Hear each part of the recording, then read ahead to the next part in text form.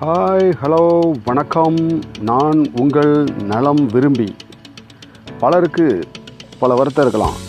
என்ன சோப்பு போட்டாலும் என்ன க்ரீம் போட்டாலும் நம்முடைய தோல் பளிச்சிட மாட்டேங்கிறதே என்று ஒரு எண்ணம் உருவாகலாம். உங்களுக்கு அந்த கவலையை போக்க ஒரு அருமையான வழிமுறையை நான் சொல்கிறேன், கேளுங்க. இதுதான் ஆவாரம் செடி.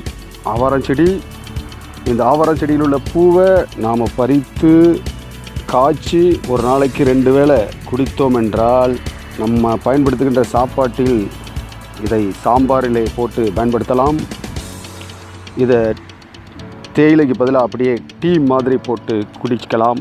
அவ்வாறு நம்ம செய்தோம்னா இந்த ஆவாரம்பூ மகிமையினால் நம்ம பளபளக்கும் மேனியை பெறலாம். இரத்தம் விருத்தியாகும். சிறந்த மூலிகை மருந்து. ஆனால் இதற்கு எந்த விலையும் கொடுக்க வேண்டியதில்லை. ரோட்டோரங்களில் நம்ம இதை என்ன செய்யலாம், ஆங்காங்கே பார்க்கலாம். பார்த்தா என்ன செய்யுங்க, ஓடோடி சென்று பறித்து உங்கள் பை நிறையா சேமித்து வச்சுக்கிடுங்க. இதனால் நம்ம மிகப்பெரிய பலனை அடைய முடியும். சர்க்கரை நோய் உள்ளவங்களுக்கு மிகப்பெரிய அருமருந்து இந்த ஆவாரம்பூ. இதை டீ மாதிரி நீங்கள் பயன்படுத்தி வடிகட்டி குடிச்சிங்கன்னா மிகப்பெரிய பலனை பெறலாம். இரத்த விருத்தி, நோய் எதிர்ப்பு சக்தி என்று பல பயன்கள் இந்த ஆவாரம்பூவில் இருக்கிறது.